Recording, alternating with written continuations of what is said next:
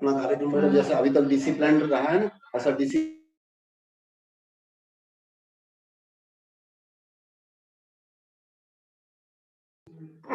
जय बोलो परम पूज्य गणाधिपति गणधाचार्य श्री कुंतु सागर जी गुरुदेव की जय।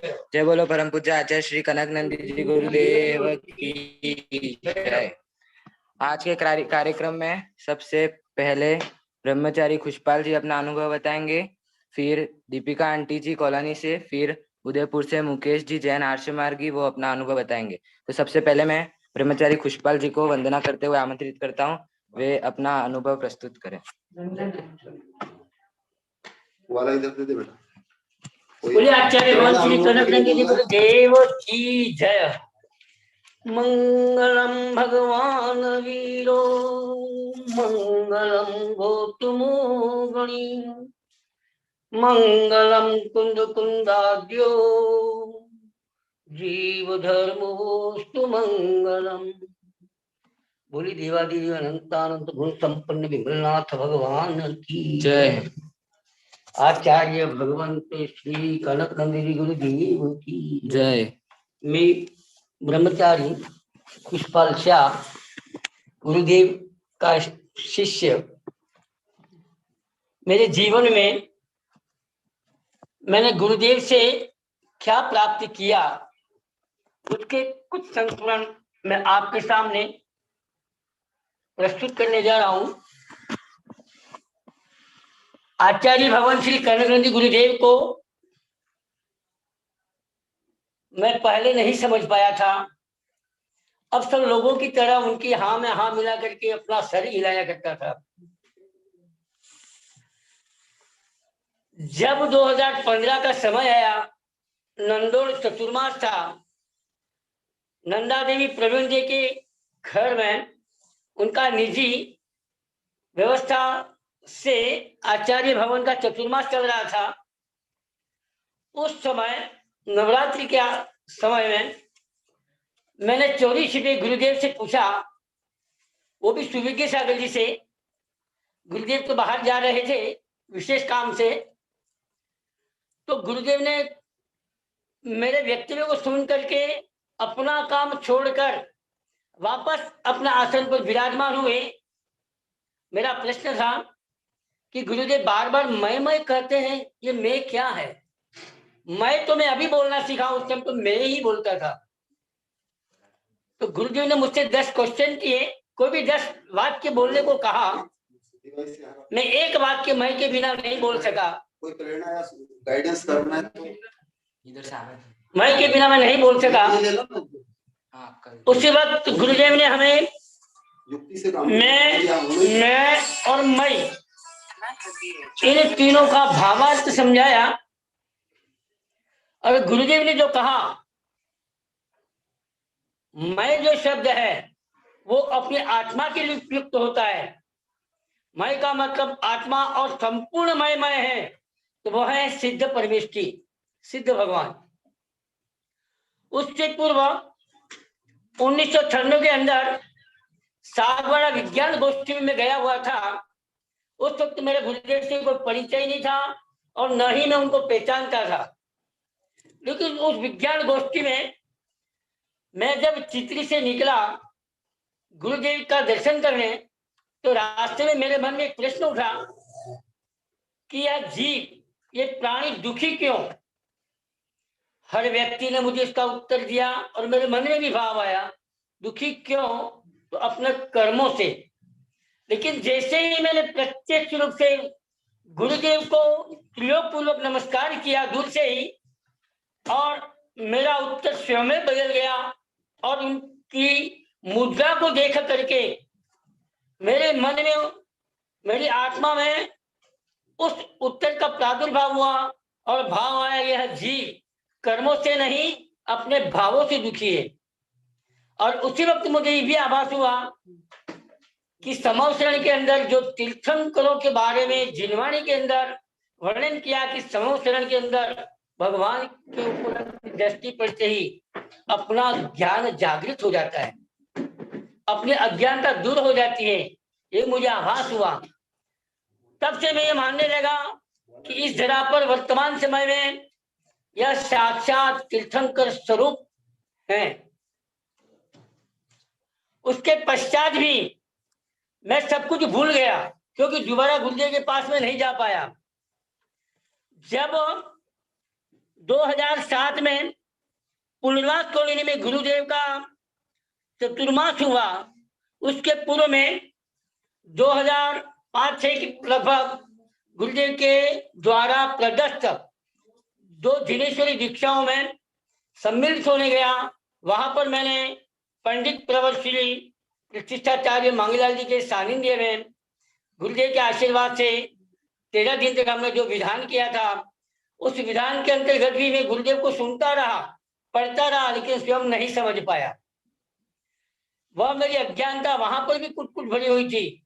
अज्ञानता क्या कहूं, मेरा विपरीत ही ज्ञान था, क्योंकि देवशास्त्र गुरु के प्रति मेरा इतना प्रगाढ़ श्रद्धा नहीं था। वहां से जब हम निकले तो गुरुदेव का चतुर्मास पुनर्वास कॉलोनी हुआ, और उसके पूर्व 2006 में समय में गुरुदेव का चतुर्मास सागवाड़ा हुआ। वहां आध्यात्मानंदी गुरुदेव की दीक्षा संपन्न हुई। उसके पश्चात पुनर्वास कॉलोनी में चतुर हुआ। उस वक्त भी मैं तन मन धन से गुरुदेव के चरणों में तो समर्पित था, लेकिन गुरुदेव को समझ नहीं पाया था।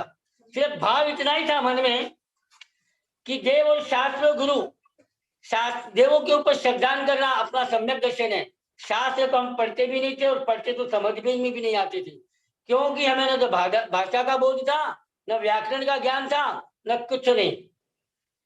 उस वक्त गुरुदेव को मैं जिस स्थान पर बैठा हूं उसी के सामने पाटे पर गुरुदेव स्वयं विराजमान थे, और मैं सुबह 6 बजे आया।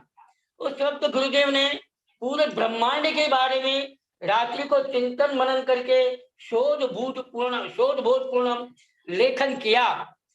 उस लेखन को देख करके मैं भाव विचार करने लगा, अहो देखो, वैज्ञानिक जिस को इतनी गहनता से नहीं समझ सके, उसको गुरुदेव ने अपने द्वारा लिपिबद्ध कर लिया है, और मुझे बहुत अति प्रसन्नता हुई।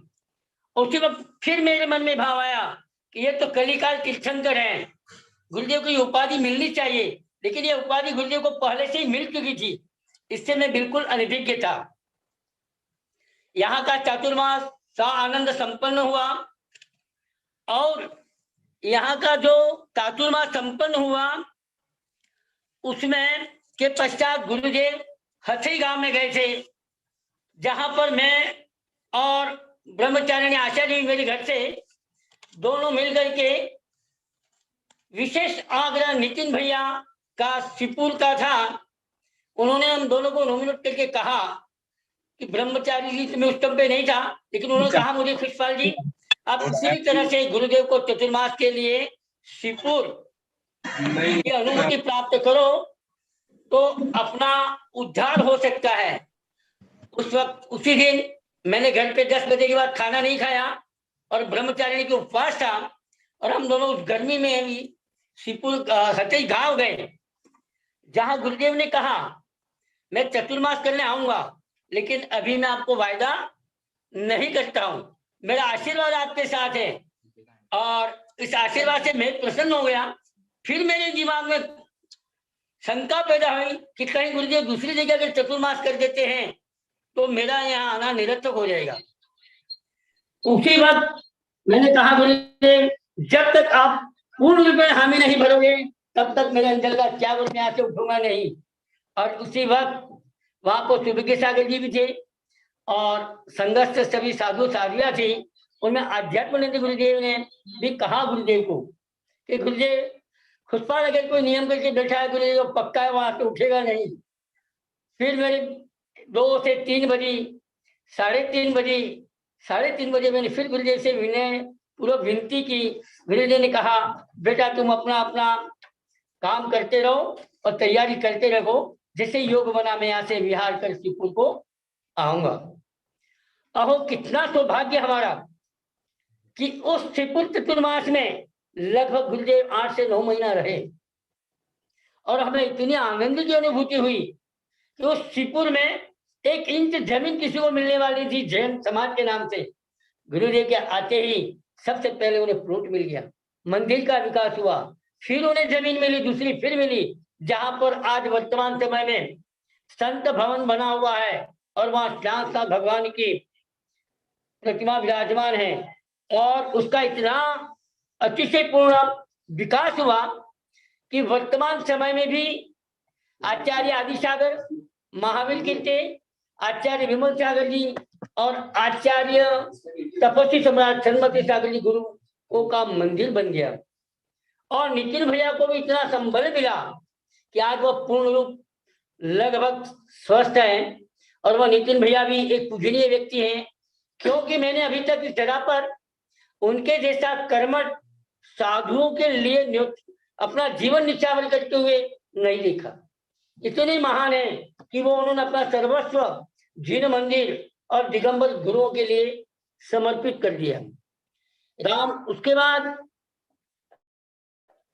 वापस मुझे मौका मिला 2013 में हल्दी घाटी का।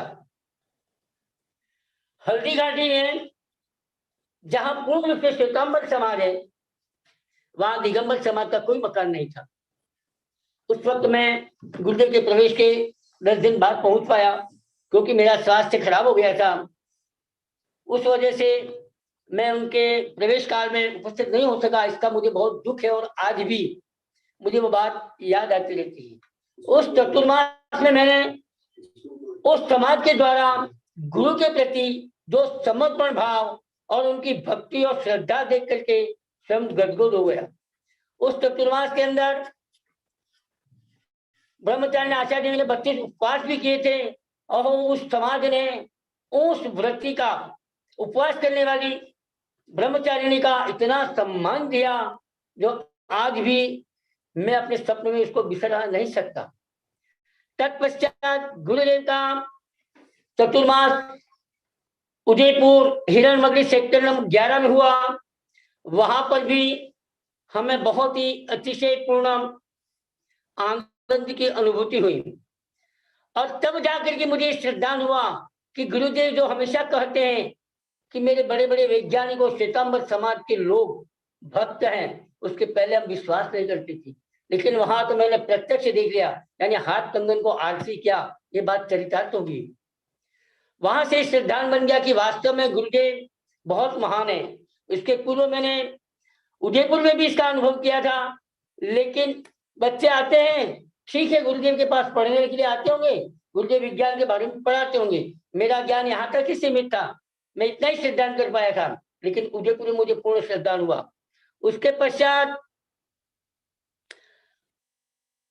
मेरे 2015 में नंदोर चतुर्मास जो हुआ, उस चतुर्मास में भव्य प्राणियों को मय का बोध हुआ।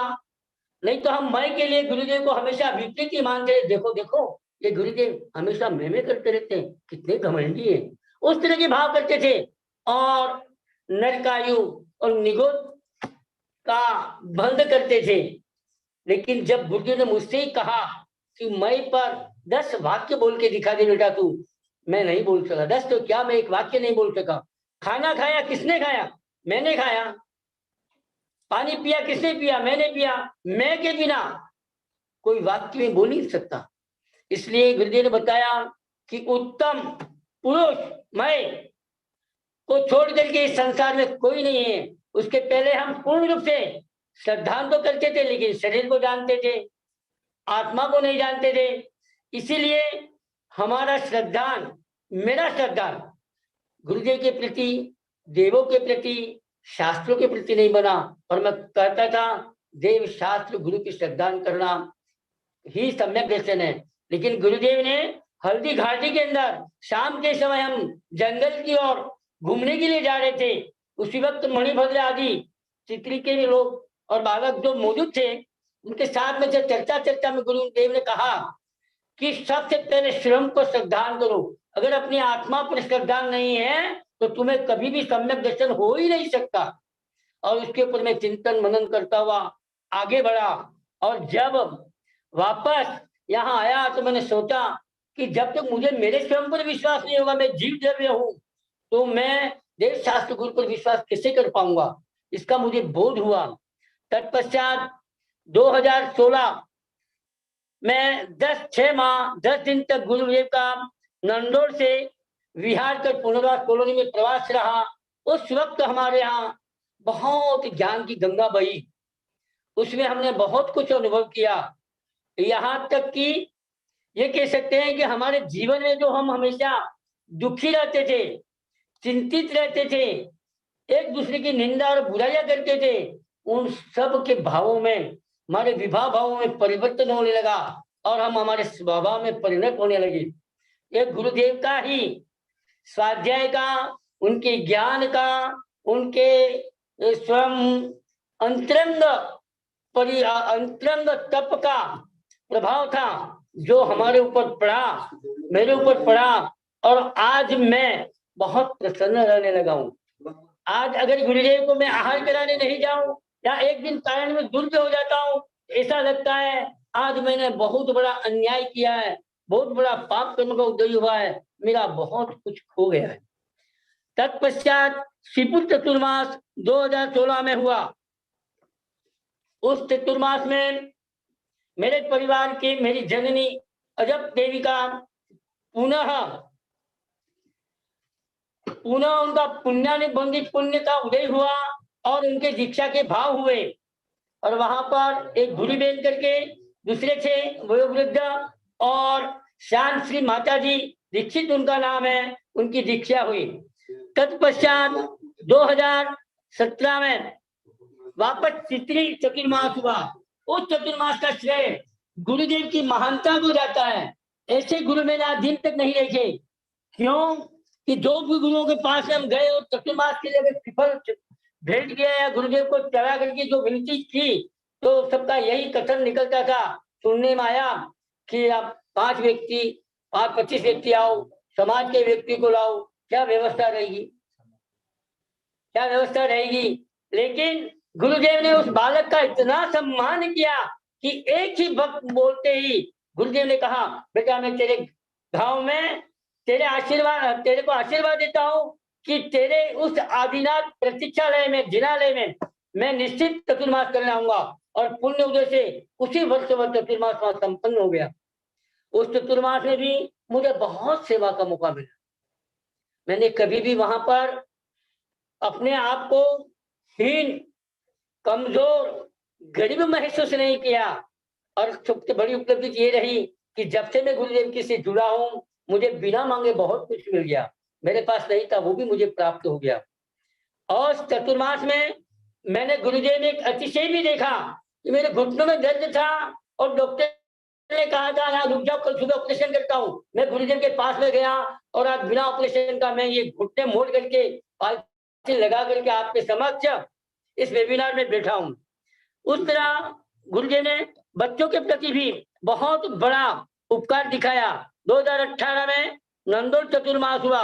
19 में फिर शांत श्री माता जी की समाधि हुई। उसके साथ साथ उसके पूर्व प्रवीण जी की, जिन्होंने चतुर्मास करवाया 2019 का, 18 का उसे निवेदन किया था कि गुरुदेव 5 चतुर्मास मेरे यहाँ पर करना। तो देखो मैं भी पुण्यशाली रहा कि उस समाधि में मुझे भाग लेने मिला और गुरुदेव का चतुर्मास नंदोर ही हुआ। यह गुरुदेव बहुत ही दूरदर्शी, जो गुरु ऐसे थे जिन्हें इस संसार के किसी भी विभाग का ज्ञान ना हो, ऐसा मैं नहीं कह सकता।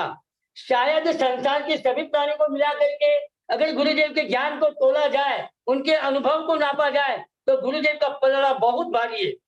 वह बहुत ही ज्ञानवान है।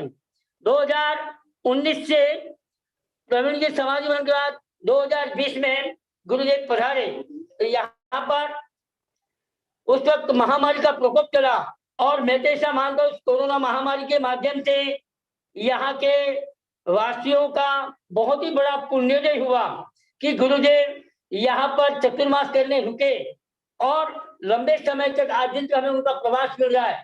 तो मेरा यह मानना है, हे भव्य आत्माओं, मेरा यह मानना है कि मेरी यह धरा भी, जहां पर बैठ करके मैं अभी ये वक्तव्य आपको दे रहा हूँ, वह धरा भी राजगृही, विंध्याचल आदि तीर्थों का जैसे समर्थन आता है, जहाँ पर दिव्य ध्वनि खिलती है और भव्य जीव अपने आत्म कल्याण का मार्ग मार्ग प्राप्त करते हैं, उसी तरह से यह जमीन, ये धरा भी मेरी उतनी ही पुण्यशाली मुझे महसूस हो रही है। और ऐसा महसूस हो रहा है कि जैसे आचार्य भगवान साक्षात वर्तमान काल के जीवन तीर्थंकर यहाँ पर मौजूद है। मैं एक अज्ञान सा बालक, अज्ञानी, जो कम ज्ञान है, ज्ञान नहीं है, ये सब जो दिया और मैं बोला, वो मेरे गुरुदेव का द्वारा दिया हुआ ही परम उपकार है मेरे ऊपर। गुरुदेव के चरणों में कोटि कोटि नमोस्तु नमोस्तु नमोस्तु। हाँ, हमारा एक मिनट, हमारे बीच में अभी हमारे कलिकाल श्रेयांश ब्रह्मचारी खुशपाल जी ने अपना पूर्व के वर्षों का जो अनुभव है आचार्य भगवंत श्री संघ के साथ, वो सारा अनुभव सुनाया। बहुत सुंदर अभिव्यक्ति, बहुत सुंदर भाव, और आप 24 आवर देव शास्त्र गुरु की सेवा में तत्पर रहने वाले कलिकाल श्रेयांश है। और आप ही नहीं, आपका परिवार पूरा, ब्रह्मचारिणी आशा देवी, उनके परिवार के उनके छोटे भ्राता हैं वो अभी नगीन लाल जी, अभी श्री समाज के अध्यक्ष भी हैं, और उनकी धर्मपत्नी दीपिका शाह हैं, वो भी 24 घंटे उनके चिंतन का विषय, उनके सारे क्रियाकलापों का विषय श्री संघ के प्रति समर्पण, सेवा, सहयोग, दान, हर प्रकार से बिल्कुल 24 घंटे लगे हुए हैं। आप लोगों को अवश्य ही जिज्ञासा हो रही होगी कि इस कॉलोनी में प्राय 26 माह हो गए आचार्य श्री संघ के चातुर्मास प्रवास को, तो इतनी तत्परता से करने वाले ऐसे ये स्तंभ हैं, इनकी मुख्य भूमिका है। और साथ में यहाँ के आबाल वृद्ध वनिता सभी सेवा, सहयोग, दान, परोपकार कर रहे हैं। इस वेबिनार का भी संचालन कर रहे हैं, क्योंकि आपको लगता होगा कि आचार्य भगवान या श्री संघ किसी प्रकार की याचना चंदा चिट्ठा नहीं करता, तो फिर ये सब सारा होता कैसे है। लेकिन हमारा सारा कार्यक्रम बहुत ही शॉर्ट में, 0 बजट में, हमारा ये अभी वेबिनार का भी कार्यक्रम चल रहा है। इसमें महासभा की भी महती एक योगदान है उनका, और यहाँ के हमारे बच्चों का भी, हमारे ब्रह्मचारी वर्ण का भी बहुत बड़ा सहयोग है, जिससे ये वेबिनार की श्रृंखला नियमित रूप से और अबाध गति से निरंतर प्रगतिशील है। इसलिए ब्रह्मचारी खुशपाल जी के लिए बहुत बहुत धन्यवाद, आशीर्वाद। इसके पश्चात हमारे बीच में दीपिका शाह प्रस्तुत हैं, दीपिका नगीन लाल जी शाह, और वो अपना वक्तव्य और अपनी भावाभिव्यक्ति 10 मिनट में प्रस्तुत करेंगी। उसके पश्चात मुकेश उदयपुर से जुड़े हैं, मुकेश आर्ष मार्गी, ये भी गुरुदेव के बहुत प्राचीन भक्त हैं, इनका परिवार, इनका गांव सब बहुत प्राचीन भक्त हैं, वो भी तैयार रहें। तो इसके पश्चात अब दीपिका शाह अपना भावाभिव्यक्ति करें। नमस्ते। स्वाध्याय तपस्वी सिद्धांत चक्रवर्ती आध्यात्म योगी आचार्य भगवान श्री कनकनंदी गुरुदेव की जय। आचार्य श्री कनकनंदी गुरुदेव के चरणों में कोटि कोटि नमोस्तु। मुनि श्री सुभज्ञ सागर जी के चरणों में नमोस्तु। आर्य श्री सुवत्समत माता जी के चरणों में नमोस्तु। मुनि श्री आध्यात्मानंद गुरुदेव के चरणों में, मुनि श्री आज्ञा सागर जी गुरुदेव के चरणों में कोटिशः नमोस्तु नमोस्तु नमोस्तु। आर्यिका माताओं के चरणों में वंदामि इच्छामि इच्छामि। सभी साधर्म बंधुओं को मेरा सादर जय जय। आचार्य भगवान की महिमा अपरंपार है। आचार्य भगवान की महिमा अपरंपार है।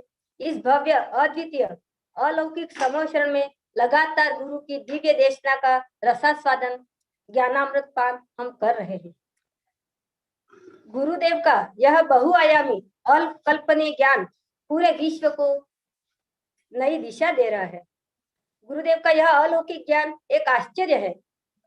पूरा विश्व गुरुदेव के इस महाज्ञान से के आगे नतमस्तक है।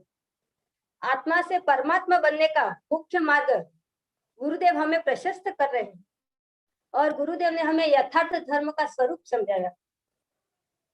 गुरुदेव हमारे महान पुण्य का अवसर है कि हमें ऐसे महागुरु की शरण मिली है और श्री संघ का, महागुरु की सेवा, साक्षात सेवा का, आहार दान का, वैयावर्ती का और पूरे संघ के आहार सेवा वैयावर्ती का लाभ हमें कॉलोनी वासियों को मिल रहा है। हमने महान पुण्य संचय किया है, इसी कारण हमें ऐसे महागुरु की चरण शरण मिली है और उसका ज्ञानार्जन गुरुदेव के इस वेबिनार के माध्यम से हम ज्ञानार्जन प्राप्त कर आत्म कल्याण के भाव कर रहे हैं। यह एक बहुत बड़ी उपलब्धि है गुरुदेव। इसके पहले मैं बिल्कुल कुछ नहीं, दो आपके इस दीर्घकालीन प्रवास ने जो स्व का बोध कराया गुरुदेव आपने, इसके पहले मैं कुछ नहीं जानती थी, जानते थे वो भी मैं विपरीत ज्ञान था, हमारा ज्ञान तो नहीं था परंतु जो था वो भी विपरीत था। गुरुदेव आप ही एक माध्यम हो कि आपके इस वेबिनार के माध्यम से आपके एक दीर्घकालीन प्रवास से मुझ में जो परिवर्तन आया है, आत्मभाव, आत्म विशुद्धि बढ़ी है,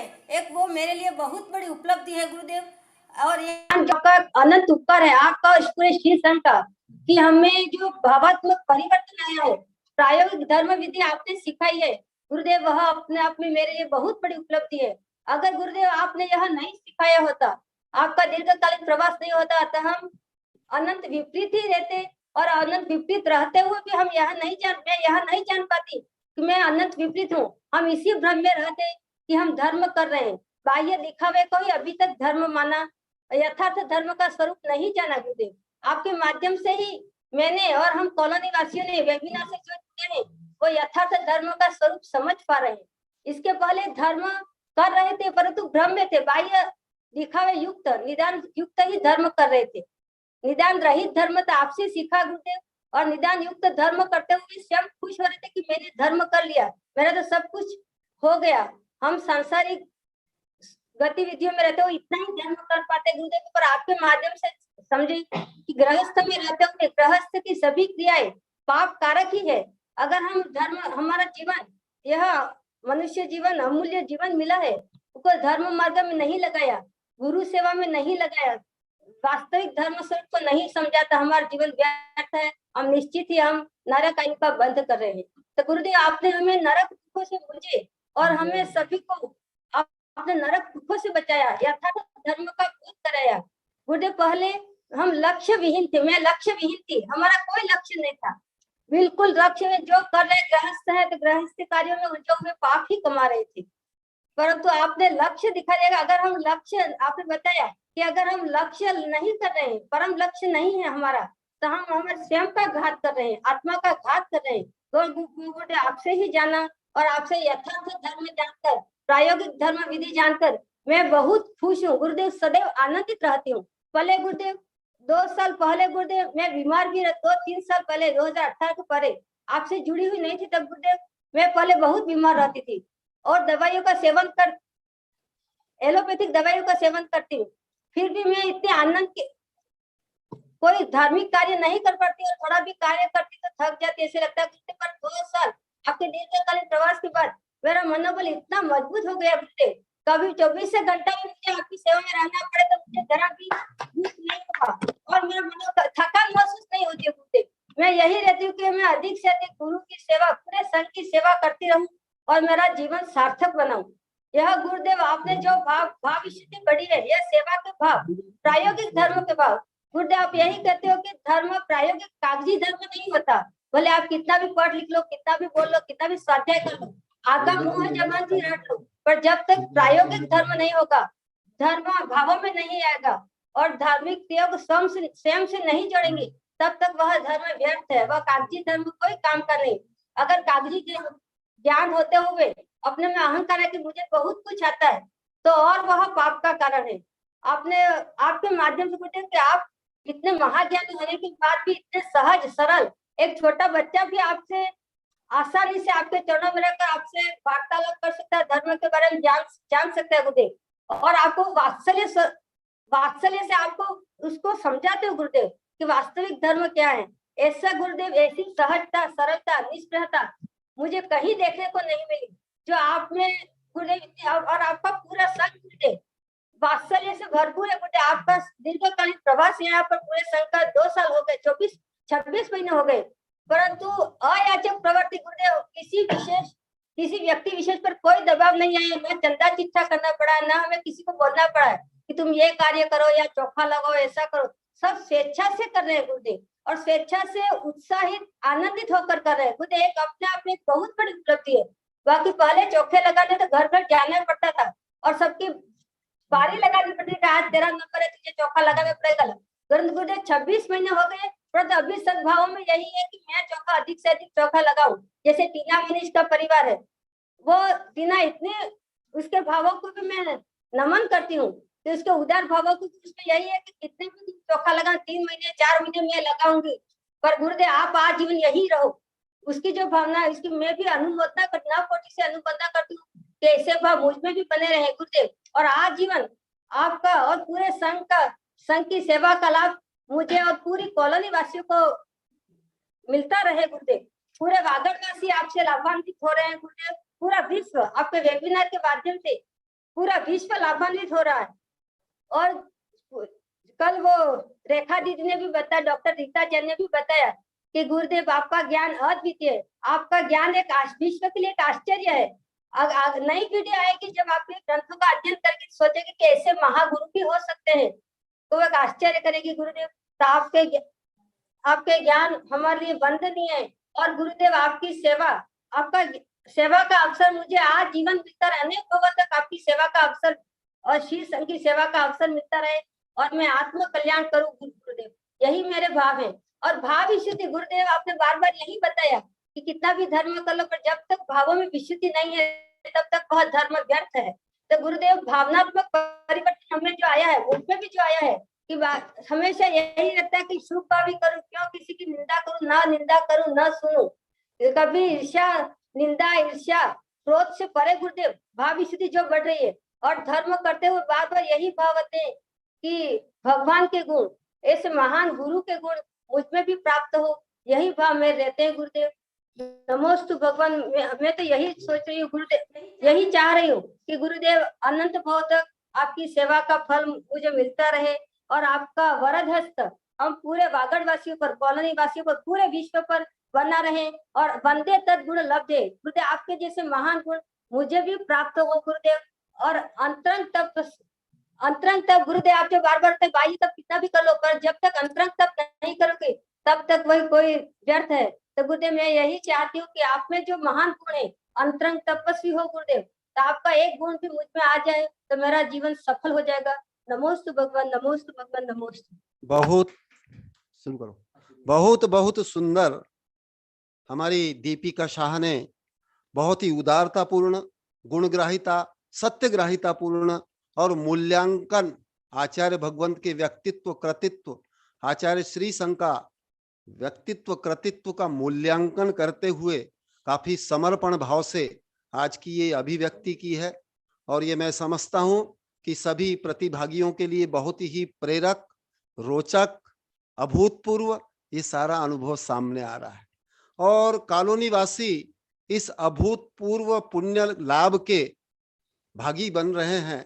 ऐसे बड़भागी इस कॉलोनी वासी जो कि इस पूरी भारत भूमि, कथनचित पूरी पृथ्वी में एक रिकॉर्ड बनाने जा रहे हैं कि अभी 26 महीने का आचार्य श्री संघ का प्रवास चल रहा है, लेकिन सेवा, सहयोग, भक्ति, दान, परोपकार ये इसमें निरंतर वृद्धि हो रही है। और सबसे बड़ा आश्चर्य है जो अभी दीपिका प्रस्तुत कर रही थी, भाव की विशुद्धि हो रही है, सबको सत्य धर्म की प्रतीति हो रही है, बिल्कुल आडंबरों से दूर होकर एक निष्प्रह अयाचक भाव हो रहा है।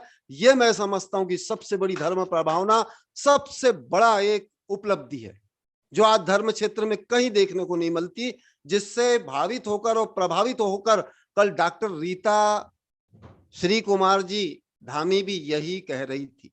इतनी अंतर्राष्ट्रीय महिला हो करके एक कितनी विनम्रता के साथ में आचार्य भगवंत के गुणों के प्रति श्रद्धान्वित हो रही थी। और मैं बहुत बहुत आशीर्वाद, धन्यवाद और अनुमोदना करना चाहता हूं। दीपिका शाह की बहुत सुंदर भाव है। वैसे भी हमारा श्री संघ पहले से ही मानता है कि ये बहुत विदुषी भी हैं। इनकी अभिव्यक्ति, इनके भाव की जो सरलता है, जो समर्पण है श्री संघ के प्रति, वो बहुत श्लाघनीय है। इसके पश्चात मैं हमारे गुरुदेव के और श्री संघ के परम भक्त, परम सहयोगी अच्छे अनुभव रखने वाले, अच्छे सामाजिक कार्यकर्ता और समन्वयकारी मुकेश जी आर्ष मार्गी उदयपुर को आमंत्रित करता हूं कि वो आए और अपनी अभिव्यक्ति 10 मिनट के अंदर प्रस्तुत करें। नमोस्तु महाराज जी। जय बोलिए परम पूज्य गणाधिपति गणराज कुंसागर महाराज की जय। जय बोलिए वैज्ञानिक धर्माचार्य कनकनंदी गुरुदेव की जय। सभी को सादर जय जिनेन्द्र। गुरु की महिमा वर्णी न जाए, गुरु नाम जपो मन वचन खाए। हमारे में इतना सामर्थ्य तो नहीं है, न इतनी बुद्धि और न इतने शब्द हैं कि हम गुरुदेव की महिमा का वर्णन कर सकें। फिर भी कुछ प्रयास करके और ऐसा पुरुषार्थ करके जो गुरुदेव के साथ मुझे रहने का अवसर मिला, थोड़ा बहुत गुरुदेवी सेवा का अवसर मिला, जो सीखा, जो देखा, जो सुना, जो जाना, वो कुछ बात मैं अपने संस्मरण आपको सुनाना चाहता हूँ। सबको जानकारी है गुरुदेव की दीक्षा 5 फरवरी 1981 श्रवण बेलगुला के महामस्तकाभिषेक में लगभग 200 साधुओं के समक्ष हुई थी। उस दिन आचार्य कनकनी महाराज की मुनि दीक्षा हुई, हमारे पद्मनी महाराज, देवनंदी महाराज की क्षुल्लक दीक्षा हुई। वह 5 फरवरी का दिन आज हमारे लिए इतना उपकारी बन गया कि आज हमको वैज्ञानिक धर्माचार्य कनकनंदी गुरुदेव के रूप में आप प्राप्त हुए और आपको पाकर के हम बहुत ही गदगद और बहुत ही आनंदित हैं। आपके शिक्षा गुरु आचार्य विमल सागर महाराज, आचार्य भरत सागर महाराज, आचार्य कुंसागर महाराज, गणिनियारिका विजयमती माता जी आदि महान संतों से आपने शिक्षा प्राप्त की। और जब आपका 1975 के आसपास आपका विमल सागर महाराज के दर्शन का अवसर प्राप्त हुआ, आपने 3 वर्ष की मात्र अवधि में पूरे जैन सिद्धांत ग्रंथों का अध्ययन कर लिया। 1978 में आपकी क्षुल्लक दीक्षा हुई और 1981 से आप दिगंबर मुनि बने। आपकी जब से मेरा आप गुरुदेव से परिचय है, मैंने कभी गुरुदेव के मुख से अपने गृहस्थ अवस्था की किसी भी बात की कोई चर्चा उनके माध्यम से प्रत्यक्ष अप्रत्यक्ष रूप से किसी पुस्तक के माध्यम से न पढ़ी, न कभी सुनी, न कभी मैंने उनके गृहस्थ अवस्था के किसी भी परिवारजन को आज तक न देखा सुना। कभी गुरुदेव इन सब चीज़ों से बिल्कुल विरक्त हैं। आपके दीक्षा जयंती, जन्म जयंती इत्यादि सभी आयोजनों का त्याग है, फिर भी हम लोग भक्तिवश, हम अपने भक्ति भावना के वश ये कार्यक्रम इस अल्प व्यवस्था में हम आपका करते हैं। और ये हमारा सौभाग्य है कि आपने हमको इतनी स्वीकृति दी है कि कम से कम आपके हम गुणों को गा सकें, आपके समक्ष विनयांजलि प्रस्तुत कर सकें। ये आपके हमारे प्रति महान उपकार है। अन्यथा इन सब कार्यक्रमों से आपको कोई विशेष लाभ होने वाला नहीं है, लेकिन फिर भी आप हमारी भक्तिवश हमको इतना अवसर देते हैं ताकि हम आपके गुणों का गा सकें, आपकी भक्ति कर सकें और हम अपना पुण्य संपादन कर सकें। गुरुदेव का लगभग 30 वर्ष पूर्व से अयाचक व्रति है। आपने याचना का त्याग कर दिया, आपने सभी शिष्यों को त्याग करवा दिया। तब से लेकर के आज तक आपने कभी किसी प्रकार की कोई याचना नहीं कही। उदयपुर में 1.5 वर्ष का आपका प्रवास रहा था। उस समय थोड़ा हमको भी गुरुदेव के पास रहने का अवसर प्राप्त हुआ। उस दिन से आज तक कभी गुरुदेव ने हमसे एक पेंसिल का टुकड़ा तक नहीं मांगा। आज तक कितने साल हो गए, 2013 से लेकर के आज 7-8 वर्ष हो गए, 9 वर्ष होने को आए। कभी गुरुदेव ने कभी एक छोटी सी वस्तु हमको कि आप मुझे ला के दे दो या मुझे इसकी आवश्यकता है, कभी आज तक गुरुदेव ने ऐसा हमको कभी नहीं कहा। कभी हमको अगर लगता कि गुरुदेव को कोई चीज़ हमको देनी चाहिए, हमने कहा अब स्वेच्छा से दी होगी तो ठीक है, अन्यथा कभी गुरुदेव ने अपनी तरफ से कोई चीज़ की याचना नहीं की। गुरुदेव बचपन से कुशाग्र बुद्धि के धारी है। 5 वर्ष की आयु से ही आप अध्यापन में रत हैं। अपने सहपाठियों को बचपन में स्कूल में पढ़ाना और स्वयं पढ़ना।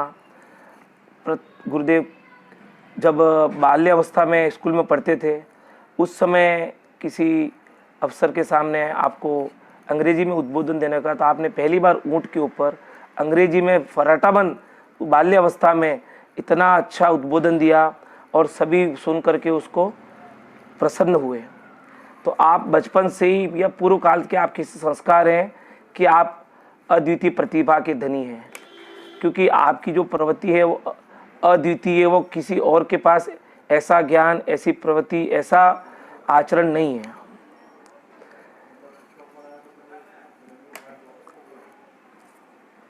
गुरुदेव 30 भाषाओं के ज्ञाता हैं, 14 भाषाएं व्याकरण सहित जानते हैं, लेकिन इतने ज्ञानी होने के बावजूद भी किसी प्रकार का कोई अहंकार या स्वप्रशंसा ऐसा नहीं है। और गुरुदेव कभी कोई विषय हमको बताते भी हैं तो हमें संबोधन करने के लिए या हमारे जो दुर्बुद्धि हमारे अंदर बैठी हुई उसको दूर करने के लिए ये मनोवैज्ञानिक तरीके से हमको वो चीज़ कभी कभार हमको बताते हैं। बाकी गुरुदेव कभी कभी स्वप्रशंसा नहीं करते हैं, ना कभी ख्याति पूजा लाभ में कभी अपना फोटो, पत्रिका, पैम्पलेट, पोस्टर छपवाना, स्टेज फांडा लगवाना इत्यादि सबसे गुरुदेव बहुत दूर है, बहुत बहुत दूर है। अनेक वर्ष हो गए गुरुदेव ये विधान, प्रतिष्ठाएं इत्यादि इन कार्यक्रमों से भी बहुत दूर हैं, क्योंकि ये सारे कार्यक्रम बिना याचना, खुशामद, चापलूसी के बिना होते नहीं हैं और गुरुदेव की ऐसी प्रवृत्ति है नहीं। तो गुरुदेव ने स्वयं को इन सब चीज़ों से बहुत दूर कर लिया है। आपके शिष्य नासा में, इसरो में ऐसे अनेकों वैज्ञानिक शिष्य हैं जो आपसे शिक्षण प्राप्त करके और पूरी दुनिया में दिग दिगांतर में आपके ज्ञान के माध्यम से धर्म की प्रभावना कर रहे हैं। विभिन्न देशों में वैज्ञानिक संगोष्ठियों में आपके प्रतिनिधि के रूप में वहाँ जा कर के और अपना विषय वहाँ रखते हैं आपके माध्यम से, तो वहाँ महान जैन धर्म की प्रभावना होती है। ये एक अद्भुत अद्वितीय कार्य है।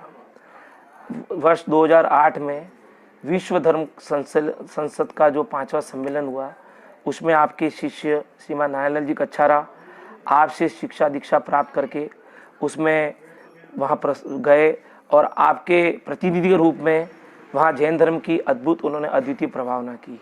ये एक हमारे लिए बहुत बड़ा गौरव का विषय है कि आज विश्व में लगभग 300 दर्शन के लगभग उपलब्ध है, उसमें जैन दर्शन सबसे श्रेष्ठ महान है, लेकिन उसके अनुयायी अभी बहुत विश्व में कम है। और आपने इतने बड़े स्टेज पे, इतने बड़े प्लेटफॉर्म पे हमारे जैन धर्म की नारायण जी कच्छारा के माध्यम से प्रभावना की, ये हमारे लिए बहुत बड़ी गौरव की बात है। आपके हिंदू, मुस्लिम, बौद्ध, ईसाई, श्वेतांबर इत्यादि बहुत सारे शिष्य हैं जो आपके ग्रंथों के ऊपर शोध बोध का कार्य करते हैं, पीएचडी इत्यादि करते हैं। गुरुदेव का साहित्य यूजीसी से अप्रूव्ड है और आपके साहित्य पे पीएचडी, डीलिट, एमफिल इत्यादि डिग्रियां होती हैं और भारत सरकार द्वारा पीएचडी करने वालों को 25,000 30,000 रुपये प्रति माह उनको, जब तक उनका अध्ययन चलता है तब तक उनको स्कॉलरशिप, छात्रवृत्ति दी जाती है। ये बहुत बड़ी बात है, कोई सामान्य बात नहीं है। आप गुरुदेव के द्वारा 13 वैज्ञानिक संगोष्ठियाँ और 30-35 के लगभग शिविर का आयोजन हुआ। जब गुरुदेव उदयपुर गायरी हाउस में पधारे थे उस समय हमको भी ऐसा सौभाग्य प्राप्त हुआ और हमने गुरुदेव से निवेदन किया बहुत बार, गुरुदेव शिविर हमारे यहाँ भी आप आयोजित करें और इससे हमारे यहाँ समाज को संस्कार मिलेंगे, बच्चों को। तो गुरुदेव ने हमारा आग्रह स्वीकार करके और यहाँ भी हमारे यहाँ शिविर का आयोजन हम लोगों ने थोड़ा सा प्रोत्साहित करके किया था और हमने गुरुदेव से कुछ सीखने का प्रयास किया था। गुरुदेव के द्वारा लगभग 400 के लगभग ग्रंथों का लेखन संपादन हो चुका है और विभिन्न भाषाओं में भी ग्रंथ छपते हैं जो विश्व के सभी पढ़े पढ़ाए जाने वाले विषयों पर आधारित है। ऐसा कोई विषय नहीं जो गुरुदेव नहीं पढ़ते हैं या पढ़ाते हों। उसमें मुख्य रूप से अलौकिक गणित, फिजिक्स, केमिस्ट्री, बायोलॉजी, मंत्र, तंत्र, ज्योतिष, अंगस्फुरण, शकुन विज्ञान, उसके बाद सभी तरह विश्व के 30-40 दर्शनों का गुरुदेव ने गहन अध्ययन किया है। न्याय, इतिहास, मनोविज्ञान, कॉस्मोलॉजी, ब्लैक होल थ्योरी, ऐसे बड़े बड़े और सबसे जो आज के वर्तमान के अपडेट विषय हैं उनको आप गुरुदेव पढ़ते और पढ़ाते हैं, जो हमारी समझ से भी बहुत परे हैं। और हमारे गुरुदेव बहुत सरल सहज करुणा की मूर्ति है और मौन प्रिय है। गुरुदेव मौन रहते हैं अधिकांश, और गुरुदेव लगभग पिछले 50-60 वर्षों से 10-15 से 18 घंटे तक अध्ययन करते हैं, पढ़ते पढ़ाते हैं, और इसी कारण से, अधिक जगने के कारण से गुरुदेव की पित्त बढ़ गया और विदग्ध अम्ल पित्त गुरुदेव को हो गया। इससे गुरुदेव को पित्त की समस्या रहती है अत्यधिक पठन पाठन के कारण। और ये प्रवृत्ति गुरुदेव की लगभग पिछले 50 साल बाल्य अवस्था से ही पढ़ने और पढ़ाने की रुचि है। आज भारत में इतने सारे संघ हैं, आप नंदी संघ के शिक्षा गुरु हैं, लगभग 20 आचार्य और 300 साधु हैं, अनेकों ब्रह्मचारी ब्रह्मचारिणी के और वैज्ञानिक को के आप शिक्षा गुरु हैं। और गुरुदेव बहुत मितव्ययी हैं, कभी किसी तरह का कोई सामग्री का वो मंगवाना, उसका दुरुपयोग करना, किसी सामग्री को अनावश्यक मंगवाना, ऐसा कभी गुरुदेव ने, क्योंकि हम कुछ समय 1-1.5 वर्ष गुरुदेव का उद्योग प्रभास रहा, तो दिन में 2-3 बार जाने का अवसर होता था, आहार देने का, वैयावर्ती करने का।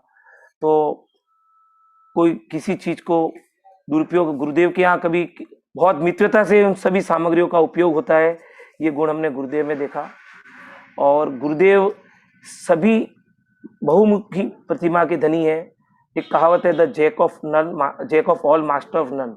गुरुदेव ने इस वाक्य को ब्रेक कर दिया, इस लिमिट को ब्रेक कर दिया। गुरुदेव ऐसा कोई विषय, कोई ज्ञान नहीं है जिसको आप नहीं पढ़ते हैं, पढ़ाते हैं। तो ये सीमा आपने तोड़ डाली। और जैसा मैंने आपको शायद बताया कि गुरुदेव ख्याति पूजा से भी बहुत दूर हैं। कभी अपना चित्र छपवाना, पोस्टर छपवाना, बैनर छपवाना, इस तरह के बड़े पांडाल होर्डिंग लगवाना, ये सब गुरुदेव इस तरह के सब कार्यों से बहुत दूर हैं। गुरुदेव उदयपुर में पधारे थे, 2014 या 15 की बात होगी। धैर्य सागर महाराज सेक्टर 11 महाराज विराजमान थे, वहाँ दर्शन करने को पधारे।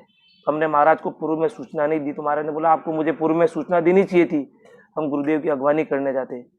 फिर महाराज धैर्य सागर महाराज उनके पास कुछ समय बैठे, चर्चा हुई, वो लौटने लगे, तो गुरुदेव उनको काफी दूर तक उनको छोड़ने गए।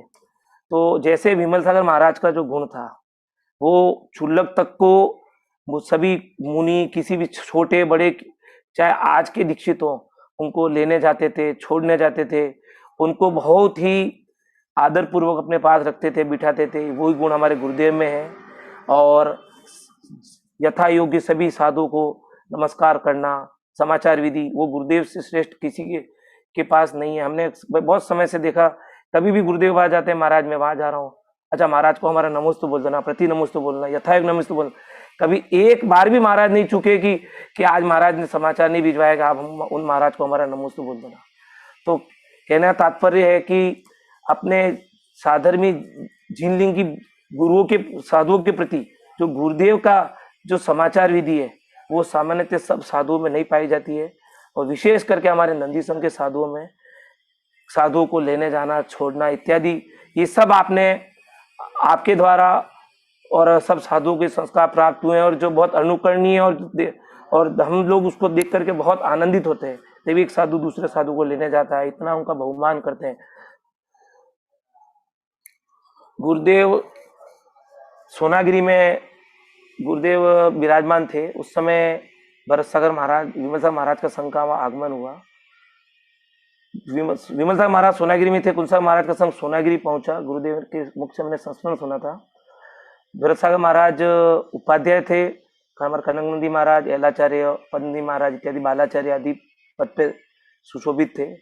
महाराज ने मार्ग में ही पहले सभी साधुओं को निर्देश दे दिया, भरत सागर महाराज उपाध्याय हैं, लेकिन दीक्षा शिक्षा सब में हमसे बहुत ज्येष्ठ हैं, तो हमको उनको जाकर के उनकी यथायोग्य विनय करनी है।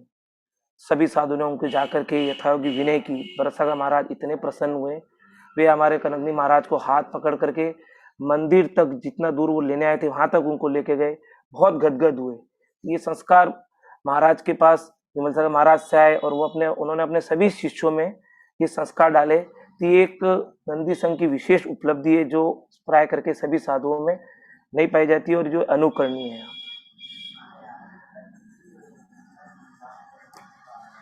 आपके शिष्य जो वैज्ञानिक शिष्य हैं, आज विश्व के अनेकों देशों में, अमेरिका, लंदन, जहाँ वैज्ञानिक संगोष्ठियाँ इत्यादि होती हैं, हमारे कच्छारा साहब, तातेर साहब, हमारे श्यामलाल जी गोदाव साहब, और भी जो शिष्य प्रोफेसर जो हमारे प्रभात कुमार जी थे, सुशील कुमार जी इत्यादि, आपके प्रतिनिधि के रूप में विश्व में अनेकों संगोष्ठियों में वर्षों से जाकर के और आपके माध्यम से वहाँ जैन धर्म की अभूतपूर्व प्रभावना कर रहे हैं, ये भी हमारे लिए बहुत गौरव का विषय है।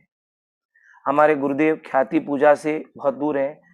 गुरुदेव के विषय में एक बात कहना चाहता हूँ, प्रसिद्धि की एक अदा है, जो इससे जुदा है ये उस पे फिदा है। ऐसा ही आपके ऊपर ये बात लागू होती है। आप ख्याति पूजा से बहुत दूर हैं। गुरुदेव के मुख से हम हमेशा सुनते हैं कि मैं अभी भी विद्यार्थी हूँ और छोटे विद्यार्थी की तरह स्वयं हमेशा पढ़ने और सीखते हैं और पढ़ाते हैं और हमेशा पढ़ने को लालायित रहते हैं कि मैं जीवन भर हमेशा विद्यार्थी ही रहूँगा। बहुत बड़ी बात है, इतना बड़प्पन गुरुदेव का कि इतने महान ज्ञानी, इतने शिष्यों के शिक्षक होते हुए भी आप अपने आप को एक छोटा सा विद्यार्थी मानते हैं, ये बहुत बड़ी बात है। गुरुदेव के पास कभी कभी हमारे को जाने का अवसर मिलता है। मैं के ऊपर गुरुदेव ने बहुत सारी कविताएं लिखी और मैं इत्यादि हमको कुछ बार ये विषय भी सिखाया, समझाया कि मैं हम लोग करते हैं और मैं का क्या तात्पर्य है। हमको ये भी गुरुदेव से विशेष बात सीखने को मिली, ये अन्यत्र कहीं मिलने को नहीं मिलती है। गुरुदेव द्वारा प्रवचन सार, द्रव्य संग्रह, तत्वार्थ सूत्र, भाव संग्रह इत्यादि बड़े बड़े ग्रंथों की आपके द्वारा टीका की गई। ये भी जैन धर्म में आपके द्वारा बहुत बड़ा महत्वपूर्ण योगदान है। आचार्य देशभूषण महाराज 1985 के धवला के शिविर में आपको प्रशिक्षक नियुक्त किया था। 80 साधु वहाँ उपलब्ध थे। आपको धवला ग्रंथ पढ़ाते हुए देख करके महाराज ने आपको सिद्धांत चक्रवर्ती उपाधि दी थी। इसके अलावा अनेकों उपाधि से आप सुशोभित हैं, लेकिन सभी उपाधियां आप कभी उनको प्रयोग नहीं करते हैं। कभी सब आपके होते हुए भी सिद्धांत चक्र उपाधि आपको 1985 में देशभूषण महाराज से प्राप्त हुई और कभी आपने उपाधियों को कभी नहीं लगाया। हम लोगों को कहीं इसे संस्मरण पढ़ने को मिले तो बहुत पढ़ करके उनको गौरवान्वित होते हैं कि और आचार्य देशभूषण महाराज, विमल सागर महाराज आपको कलिकाल के अकलन को संबंध भद्र कह के पुकारते थे। ये भी हमारे लिए बहुत बड़ी बात है। 1988 में कुंसागर महाराज का संघ नागपुर समिशिकर संघ जा रहा था। उस समय परवारपुरा मंदिर में कोई विवाद हो गया और ओके मैं ठीक है, बस 2 मिनट में अपनी बात पूरी कर लूंगा। उस समय वहाँ पे कांजी पंथ के अनुयायी द्वारा मंदिर पे कब्जा कर लिया गया। गुरुदेव और आपके शिष्यों संघ के द्वारा उस समय इस तरह के साक्ष्य और तर्क के द्वारा जो प्रमाण प्रस्तुत किए गए और उससे विजय प्राप्त हुई और कांजी पंथ की जो उस समय उनको हार हुई, उसके लिए भी वो श्रेय भी गुरुदेव को प्राप्त है। ऐसा महान कार्य हुआ जो युगों युगों तक याद रखा जाएगा। आचार्य विद्यानंदी महाराज का एक पत्र पुस्तक में मैंने छपा पढ़ा था। उसमें उन्होंने आपके स्वाध्याय प्रेम की बहुत प्रशंसा की और उन्होंने आपके स्वाध्याय प्रेम को अनुकरणीय बढ़ाया। हमारे विद्यानंदी महाराज इतने बड़े आचार्य, वो भी आपकी इतनी प्रशंसा करते थे। ये भी हमारे लिए बहुत गौरव की बात है। हमारे आचार्य भरतसागर महाराज की समाधि हो गई थी। उस समय कुछ साधु के द्वारा उनके लिए अनर्गल कहा गया, तो आप द्वारा उस समय समाज को हमको प्रेरित कर करके और अपने गुरु की भक्तिवश उस समय जो आंदोलन खड़ा किया गया, वो भी एक आपके द्वारा बहुत महत्वपूर्ण कार्य किया गया। मेवाड़ वागड़ आपको बहुत प्रिय है। आप स्वास्थ्य की प्रतिकूलता के कारण, पिछले हमारे पुण्य के कारण 25-30 वर्ष आप इस प्रांत में हैं। ये भी हमारे लिए बहुत बड़े सौभाग्य की बात है और मैं गुरुदेव से हाथ जोड़ के विनम्र प्रार्थना करता हूँ। मैं वागड़वासियों का पुण्य तो बहुत प्रबल है, उनके पुण्य की अनुमोदना करते हैं, कॉलोनी वाले पुण्य की। अब हमारे पुण्य का भी उदय आए, आपके श्री चरण उदयपुर की तरफ पड़े, आप यहाँ पधारें और हमको भी कुछ पुण्य कमाने का अवसर मिले। हम आपकी वैयावर्ती सेवा इत्यादि करें, आहार दान इत्यादि करें। ऐसी हमारी प्रबल भावना है। आप हमारी विनती को स्वीकार करेंगे गुरुदेव, और आप उदयपुर की तरफ श्री विहार करेंगे। और गुरुदेव से मैं यही प्रार्थना करता हूँ, आपके जो गुण हैं उसकी प्राप्ति हमको होवे और हमारा भी कल्याण होवे। एक बात मैं और गुरुदेव के चरणों में बताना भूल गया था। गुरुदेव के प्रेरणा से श्री मातुश्री विमला बेन चंपकलाल खेतानी परिवार मुंबई में है, उनका अहमदाबाद में ऑफिस है। पिछले 20-25 वर्षों से दिगंबर श्वेतांबर साधुओं की वे वैयावर्ती औषधि इत्यादि की व्यवस्था करते हैं। पिछले 15-20 वर्ष से दिगंबर साधुओं की व्यवस्था करते हैं। जब गुरुदेव उदयपुर में विराजमान थे, आयड में हमारे कनक आचार्य संभव सागर महाराज बीमार हो गए थे। गुरुदेव को समाचार मिला तो खेतानी परिवार ने व्यवस्था करके और यहाँ से वैद्य समय शिखर कई बार भेजे और साधु का उपचार कराया। निरंतर खेतानी परिवार पिछले 15-20 वर्षों से दिगंबर साधु की वैयावर्ती औषधि इत्यादि की व्यवस्था कर रहा है। ये हमारे लिए अनुकरणीय है और इससे हमको भी सीखने मिला कुछ, उससे हमारी भी रुचि उस तरफ जागृत हुई और गुरु की सेवा वैयावर्ती औषधि इत्यादि के हमारे भी भाव जगे। ये भी गुरुदेव के हमारे को दिए हुए संस्कार हैं, उसके कारण थोड़ी बहुत हम भी गुरुदेव की सेवा कर पा रहे हैं। और अभी पुण्य प्रबल सागवाड़ा वालों का है, वो इतना पुण्य कमा रहे हैं, अब हमारा भी पुण्य का उदय है और गुरुदेव उदयपुर की तरफ पधारे, ऐसी हमारी भावना है। गुरुदेव हमने कुछ हीनाधिक बोला हो तो आप हमें क्षमा करें। जय बोले विज्ञान धर्म कनक नंदी गुरुदेव की जय। हाँ, मुकेश जैन ने अपने पूर्व के संस्मरणों के माध्यम से आचार्य श्री संघ की अयाचक वृत्ति, निरहंकारता, निराडंबरता, लोकेशना रहितता, सरलता, सहजता, मित व्ययिता और वैश्विक जिन धर्म की जो प्रभावना हो रही है और आचार्य भगवंत श्री संघ का, विशेषतः नंदी संघ का साधर्मी वात्सल्य, समाचार विधि, ये सब जो नंदी संघ की विशेषता है उनको भी प्रस्तुत किया। बहुत सुंदर अनुभव आपने भी सुनाया है और आप तो वैसे भी गुरुदेव के बहुत समर्पित शिष्य हैं। आगम के प्रति, गुरु के प्रति सदैव समर्पित रहने वाले, सदैव एक्टिव रहने वाले ऐसे हमारे मुकेश जैन आर्ष मार्गी ने आज बहुत ही सुंदर अपनी प्रस्तुति दी है। इसके पश्चात नहीं, अभी समय नहीं, अभी मैं इन सभी जो अभिव्यक्तिकर्ताओं ने जो अपना भाव रखा है उसको शॉर्ट में मेरी कविता के माध्यम से इनके भावों को काव्य अभिव्यक्ति दे रहा हूं, उसे आप ध्यान से सुनिए। गुरु नाम का सुमिरन करके मेरे मन में सुख भर आया, सदगुरु कनक को पाया, सदगुरु कनक को पाया। मैंने कविता सृजित की थी गुरु स्वरूप और उनकी सेवा का फल। इनके ही भावों की अभिव्यक्ति इस कविता के माध्यम से प्रस्तुत है। उसके बाद में प्रकृति की एक कविता के माध्यम से आपको आचार्य भगवंत के व्यक्तित्व और कृतित्व का थोड़ा परिचय पुनः दूंगा। मेरे गुरुदेव नमस्कार तुम्हें बार बार हो, मोक्ष मार्ग का प्रदर्शन सतत तेरे द्वारा हो, मोह अज्ञान अंधकार तेरे द्वारा नाश हो, ज्ञान वैराग्य का प्रकाश तेरी ज्योति से प्रकट हो। आप पूजनीय हो मेरे गुरु गुण गण के द्वारा, आप महनीय हो मेरे सत्य समता शांति द्वारा, वेद भाव से रहित हो वेद विज्ञानी है गुरुवर, ख्याति पूजा लाभ विरहित वीतरागी हो हे गुरुवर, पंथ मत से भी परे तुम मोक्षगामी हो गुरुवर, ज्ञान ध्यान तप त्याग के स्वामी हो हे अतिवर, धन जन मान भोग के त्यागी हो हे मुनिवर, आत्मगुण गण के द्वारा सतत अनुरागी हे ऋषिवर, लौकिक वृत्ति से आपकी सदा होती है निवृत्ति। जरा ध्यान से सुनना, गुणात्मक कविता है। लौकिक वृत्ति से आपकी सदा होती है निवृत्ति, आत्मिक वृत्ति में आपकी सदा होती है प्रवृत्ति।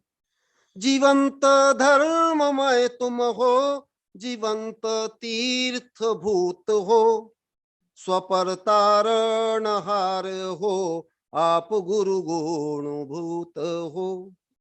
अनुकरणीय पूजनीय श्लाघनीय आत्म तत्व हो, कनक नंदी हे गुरुवर आत्म स्वरूप प्राप्त हो। आपकी सेवा भक्ति से मिले सद्ज्ञान का मार्ग, सुविज्ञ जनित चाहे भवार्णव मुक्ति मार्ग, सुविज्ञ जनित चाहे भवार्णव से मुक्ति मार्ग। मेरे गुरुदेव नमस्कार तुम्हें बार बार हो, मोक्ष मार्ग का प्रदर्शन सतत तेरे द्वारा हो।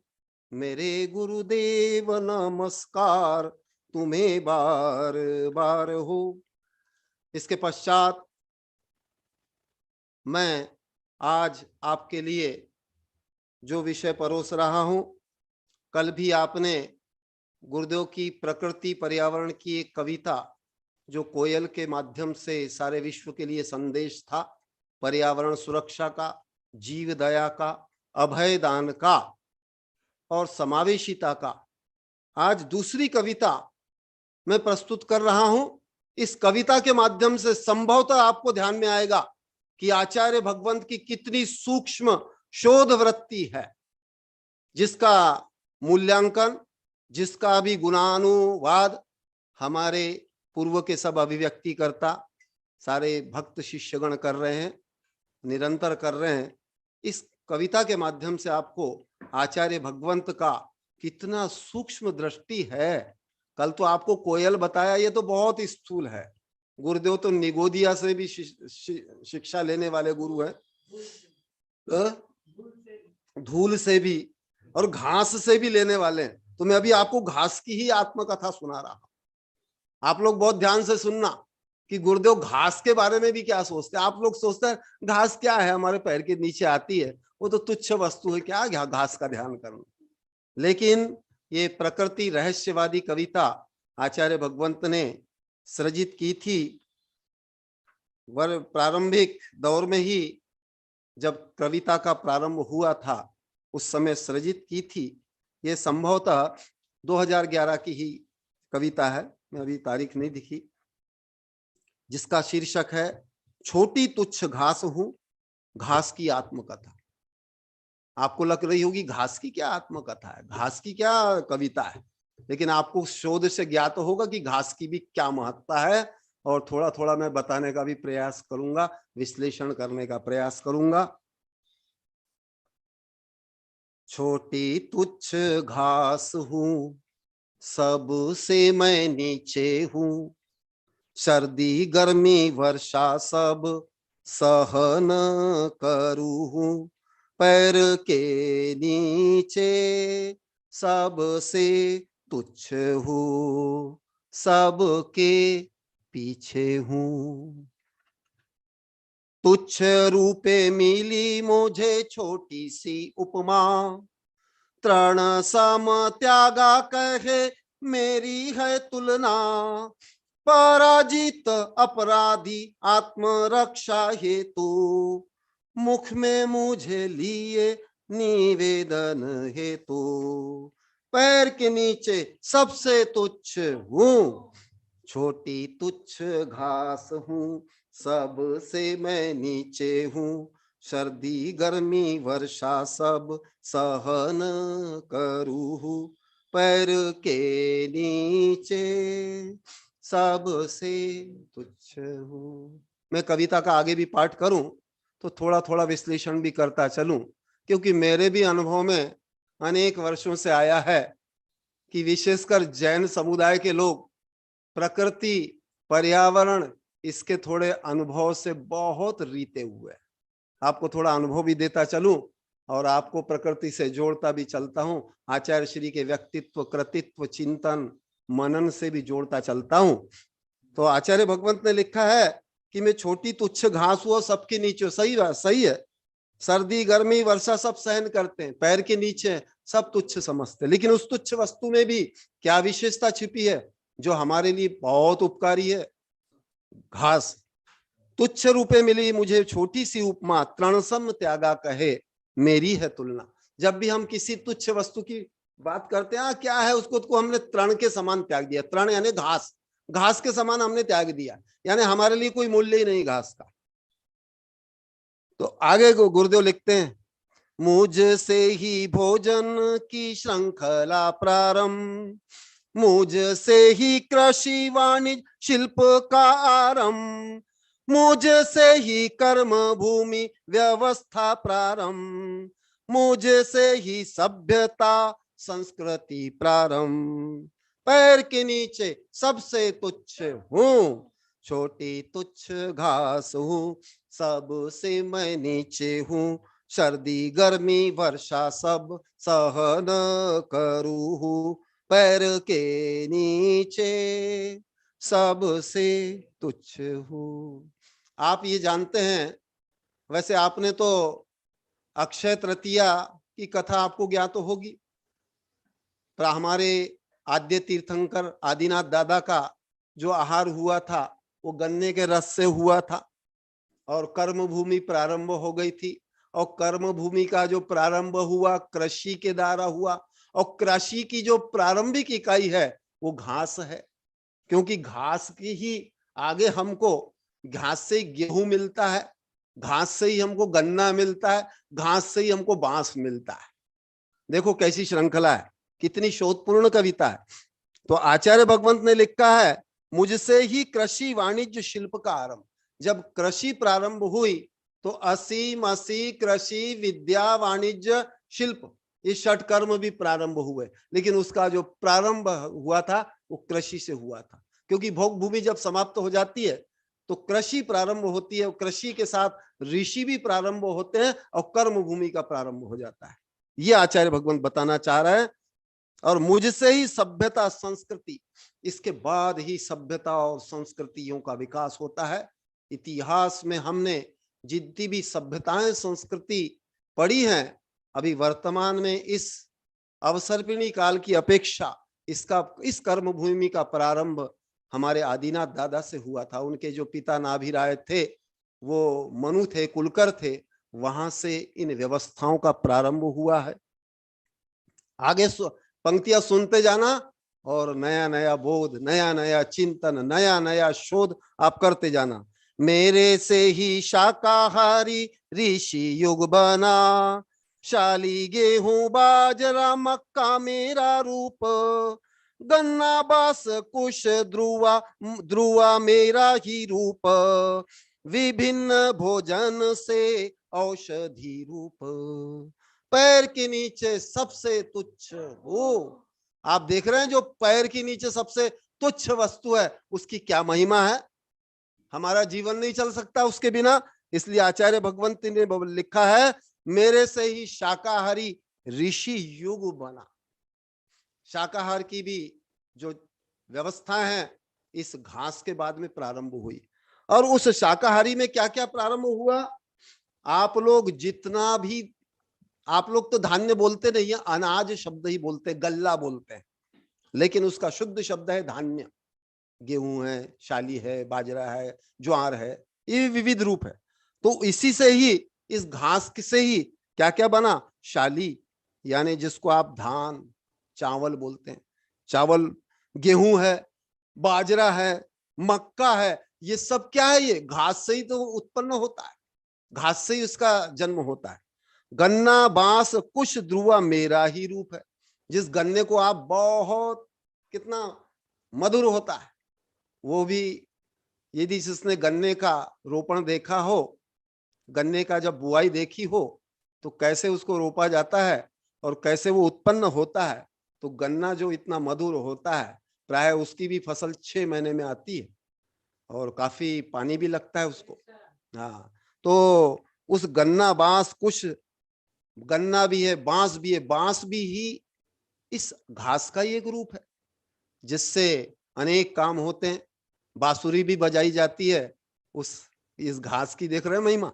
और आगे कुश ध्रुवा, जो कुश होता है, जो पूजा में भी, हिंदू धर्म में भी, जैन धर्म में भी, जिसको क्या कहते हैं, दुर्वा, दुर्वा घास कहते हैं, जो पूजा के लिए काम आता है, पूजा में काम लिया जाता है, वो भी सब घास ही है। और विभिन्न भोजन से औषधि रूप है। हम जितने प्रकार का, विभिन्न प्रकार का भोजन करते हैं, औषधि का सेवन करते हैं, वो सब इस घास का ही रूप है। देख रहे हो गुरुदेव की कहां तक दृष्टि है। आप लोग प्रामाणिकता से सोचना, क्या आपने कभी ऐसा चिंतन, मैंने तो नहीं किया था यहाँ तक चिंतन, आपने यदि किया हो तो आप लोग कोई अपना अनुभव सुनाना, तो मैं भी आपसे कुछ सीखूंगा, स्वागत करूंगा। इसके बाद देखो, कीट पतंग मानव सब मेरे से पले, पशु पक्षी गाय भैंस मेरे से जिए, दूधारू पशु भी मेरे से ही पले हैं, मानव भी उनसे दूध पाए हैं, पैर के नीचे सबसे तुच्छ हूं। देखो घास की कितनी महिमा है। हम जिस दूध का सेवन करते हैं, जिससे हम रसगुल्ला सेवन करते हैं, गुलाब जामुन सेवन करते हैं, खीर रबड़ी खाते हैं, वो दूध भी कहां से आता है? गाय और पशु उस हरे घास को चरने के बाद में हमको इतना मधुर दूध देते हैं। आप कभी सोचते कि ये दूध हम तक आता कैसा है? क्योंकि अभी तो चिंतन समाप्त हो गया। अब विशेषकर महानगरीय लोगों में ये चिंतन समाप्त हो रहा है। उनको तो बस पैकेट बंद दूध आ जाता है, कहां से आता है उनको तो सब लगता है बाजार से आता है। लेकिन ये मुख्य रूप से जो पशु पक्षी से प्राप्त होता है, ये भी इसमें मुख्य जो भूमिका है वो इस घास की ही है। देख रहे हो घास की महिमा। आगे चलते हम। झोपड़ी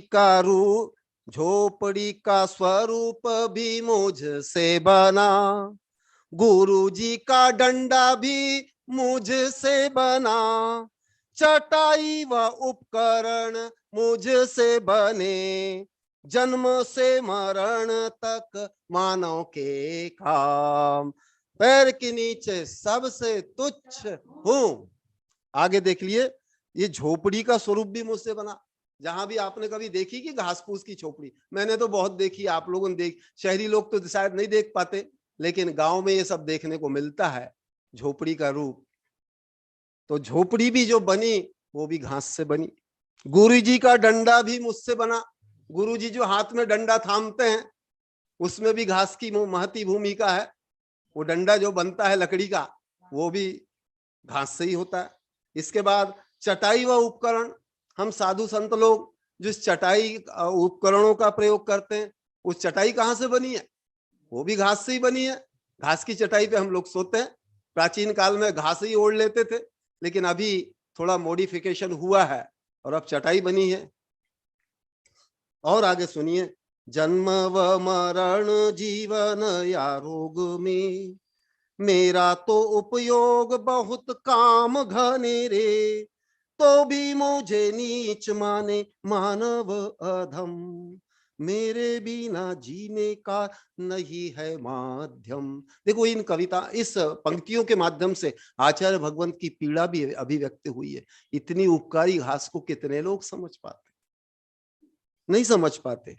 जन्म से लेके मरण, जीवन या रोग में सब जगह घास ही घास है। घास के बिना हमारा जीवन ही नहीं चलता। और मेरा तो उपयोग बहुत काम घने रे। कितना उपयोगी ये घास है हमारे जीवन में। विविध प्रकार के आहार, औषधि से लेके चटाई, उपकरण, सारे में घास की ही भूमिका है। और आचार्य भगवंत अपनी पीड़ा व्यक्त करते हुए कह रहे हैं, तो भी मुझे नीच माने मानव अधम। कृतघ्न यानी मानव जाति कितनी कृतघ्न है। अरे क्या है उसकी कीमत, क्या है, घास फूस जैसी है। आप घास फूस को क्या समझ रहे? घास फूस से ही मलाई खाते हो तुम लोग। तो मेरे बिना जीने का नहीं है माध्यम। हमारा जीवन बिना घास के आगे नहीं बढ़ सकता। आपने क्या कभी किसी प्रकृतिवादी, किसी छायावादी, किसी रहस्यवादी, किसी पर्यावरणवादी कवि से क्या ऐसा चिंतन कभी सुना? मैंने तो अपने जीवन में सुमित्रानंदन पंत को, मैथिली शरण गुप्त को, पंत को आदि अनेक कवियों को पढ़ा हूं, लेकिन ऐसा चिंतन मुझे कहीं भी प्राप्त नहीं हुआ। क्योंकि आप लोग अच्छी श्रेष्ठ कविताएं भी कभी श्रवण करते नहीं। श्रेष्ठ कविताओं का कवि जिसने श्रवण किया हो वो आचार्य भगवंत की इस कविता का मूल्यांकन कर सकता है, इसकी समीक्षा कर सकता है, इससे अधिक ज्ञानात्मक रूप से, गुणात्मक रूप से और भावात्मक रूप से लाभान्वित हो सकता है। क्योंकि ये कविता कोई मात्र मनोरंजन नहीं है, इसके माध्यम से एक बहुत बड़ा एक निबंध है, एक शोध है, एक बहुत बड़ा, माने आज जहां वैज्ञानिक भी नहीं पहुंचे, अभी तक कोई वैज्ञानिक भी इतना नहीं सोच पाया, इसका एक कविता के माध्यम से आचार्य भगवंत अपने चिंतन को बता रहे हैं कि कितना सूक्ष्मता से सोचते हैं, कितने अनुभवी गुरुदेव हैं। क्योंकि मैं समझता हूं कि आचार्य भगवंत को सब लोग ऐसा ही समझते थे पहले, जैसे अभी ब्रह्मचारी खुशपाल जी ने बताया कि हम तो समझते थे कि गुरुदेव यूं ही कुछ अनुभवहीन समझते थे, लेकिन गुरुदेव कितने अनुभवी है, कितने सूक्ष्म चिंतक है। इस कविता के माध्यम से अंतिम पंक्तियां की अपन चल रहे हैं। तो भी मैं नम्रता से जीता हूं जीवन, इसीलिए है मेरा दीर्घ भी जीवन, सभ्यताएं मिटी मेरे ही सामने, मया बेबीलोन मेरे ही जीवने, पैर के नीचे सबसे तुच्छ। अब आगे और देखो गुरुदेव का चिंतन कहां तक गया हो। तो भी मैं इतना उपेक्षित सब समझते हैं, तो भी घास कितनी विनम्रता के साथ जीती है। घास को आपने कभी देखा है क्या? बड़ी बड़ी बाढ़ें भी जहां आती है, बड़े बड़े वृक्ष उखड़ के बह जाते हैं, लेकिन घास अपनी विनम्रता के कारण सुरक्षित रहती है, वहीं जमी रहती है, वहीं उसकी सुरक्षा रहती है, अपने अस्तित्व को बनाए रखती है। ये हम सबके लिए भी एक बहुत बड़ा संदेश है इसके माध्यम से, कि हम भी जितने सनम्र सत्यग्राही होंगे, विनम्र होंगे, हम भी उतने सुरक्षित होंगे। हम जितने प्रतिक्रियावादी होंगे, उग्रवादी होंगे, कषाय युक्त होंगे, हमारा अस्तित्व अधिक नहीं रह सकता। इसलिए विनम्र बनने की शिक्षा भी इससे मिलती है। और आचार्य भगवंत ने बोला कि इसी से मेरा दीर्घ जीवन है। घास के माध्यम से, घास को आचार्य भगवंत अभिव्यक्ति दे रहे हैं। घास तो अभिव्यक्ति कर नहीं सकता, एक इंद्रिय जीव है, लेकिन घास अपना अनुभव कह रही है कि सभ्यताएं मिटी मेरे ही सामने। इस घास ने घास सबसे बड़ी बुजुर्ग है हमारी, इन्होंने अनेक सभ्यताएं देखी है, अनेक कालखंड देखे हैं, अनेक विनाश और विकास सभ्यताओं का और संस्कृतियों का सब देखा है। आचार्य भगवंत ने लिखा है, मय और बेबीलोन, मय सभ्यता, माया सभ्यता, और बेबीलोन की सभ्यता, ये भी सारी घास ने अनेक सभ्यताएं देखे। कईयों को मरते मिटते देखा है, तो भी घास का अस्तित्व आज तक बना हुआ है। इसके आगे देखो, मैं भी साक्षी डायनासोर लोप के काल का, मैं भी साक्षी कंस व रावण नाश का, मैं भी साक्षी सिकंदर हिटलर का नाश, मुझसे सीखो प्यारे लघुता से प्रभुता राज। अंतिम पंक्तियों में बहुत ही सुंदर शिक्षा है कि आपने डायनासोर तो सुना होगा, पढ़ा भी होगा, लौकिक शिक्षा के पाठ्यक्रम में भी है। इस पर एक मूवी भी बनी थी डायनासोर पर। ये डायनासोर बहुत बड़ा विशाल का एक प्राणी था। ये भी घास कह रही कि मैंने इसको भी देखा है, इसका नाश भी, इसका लोप जो हुआ वो भी इस घास ने देखा है। मैं भी साक्षी कंस व रावण नाश का, इस घास ने कंस का भी नाश देखा है, रावण का भी नाश देख रहा है, और ये साक्षी रहा है सिकंदर और हिटलर के नाश का भी। सिकंदर का भी और एडोल्फ हिटलर का भी जो नाश हुआ है, उसका भी नाश इस घास ने देखा है। देख रहे हो आप गुरुदेव का इतिहास बोध, गुरुदेव का शोध बोध, हर विषय आप ध्यान से सुने। मुझसे सीखे प्यारे लघुता से प्रभुता राज। गुरुदेव अंतिम संदेश इसके माध्यम से देना चाहते हैं कि हमको घास से ये शिक्षा प्राप्त करना है कि लघु बने रहना है, सरल सहज बने रहना है और प्रभुता को प्राप्त करना है। हमारे आचार्य भगवंत भी ऐसे ही है, पहली बार प्रथम दृष्टया कोई जब दर्शन करता है तो आचार्य भगवंत को सोचता है ये तो कोई ऐसी जंगली से साधु हैं, भोले भाले हैं, कुछ जानते फानते कुछ नहीं है, इसलिए गांव और जंगलों में रहते हैं। लेकिन जब गुरुदेव का ओजस्वी रूप, तेजस्वी रूप, सरल सहज सनम्र सत्यग्राही रूप प्रकट होता है, तब जाकर के शिष्य को, जिज्ञासु को, देश विदेश से आने वाले शोधार्थियों को ज्ञात होता है कि आचार्य भगवंत तो जीनियसों के जीनियस हैं, ज्ञान के शिरोमणि है, शिखामणि है। तब जाकर ज्ञात होता है। जैसे हमारी डॉक्टर रीता भी कल हमारी फैरी जैन औरंगाबाद से, वो भी यही अनुभव बता रहे थे। आज भी हमारे 3 अभिव्यक्तिकारों ने यही अनुभव बताया कि इन गुरुदेव के इस विराट रूप को हमको जानना है। क्यों कि मैं फिर पुनः अपनी पीड़ा व्यक्त कर रहा हूं, क्योंकि ये सबसे कम गुरु का मूल्यांकन करने की, और विशेषकर सदगुरु वीतरागी निष्प्रह निराडंबर गुरु का मूल्यांकन करने की सबसे कम योग्यता दिगंबर जैनों में, सबसे कम योग्यता। ये जानते ही नहीं अपने गुरु का मूल्यांकन, गुरु का जो ज्ञानात्मक स्वरूप है।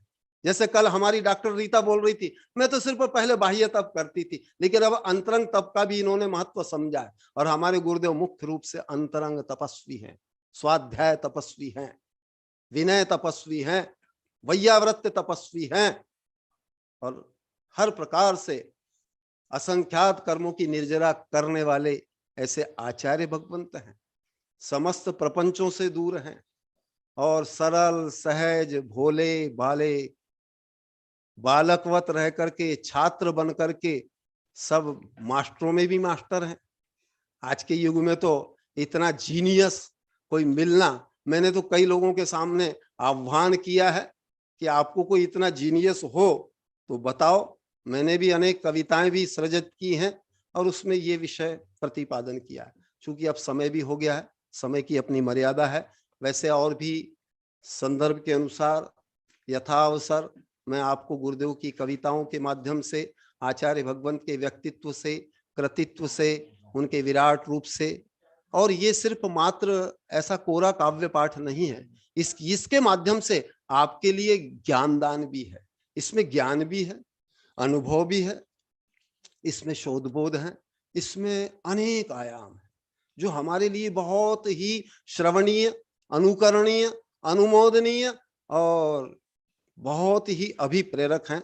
हम सब, मेरी भावना है कि आप सब इन गुरुदेव के व्यक्तित्व कृतित्व से, ज्ञान से, गुरुदेव के गद्य और पद्य साहित्य से निरंतर ऐसे ही लाभान्वित होकर अपने ज्ञान गुण भावों को की समृद्धि करे और अपने आत्मस्वरूप की प्राप्ति करे।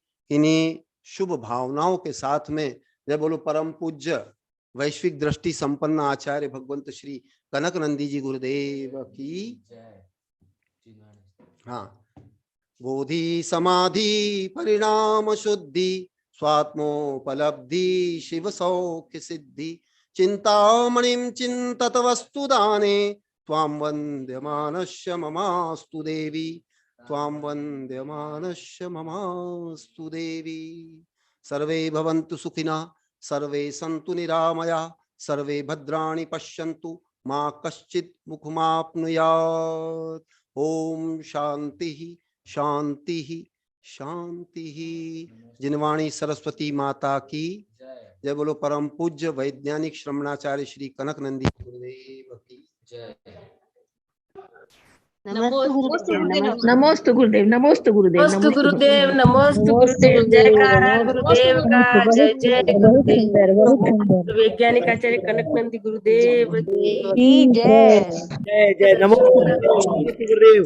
गुरुदेव के दर्शन करा दो गुरुदेव। नमोस्तु गुरुदेव। महाराज जी दर्शन करा देना।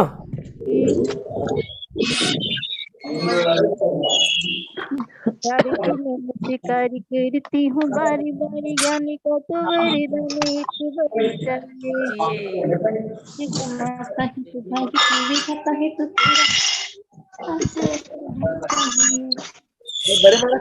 देना। गुरुदेव के दर्शन करा दो गुरुदेव। बंद है।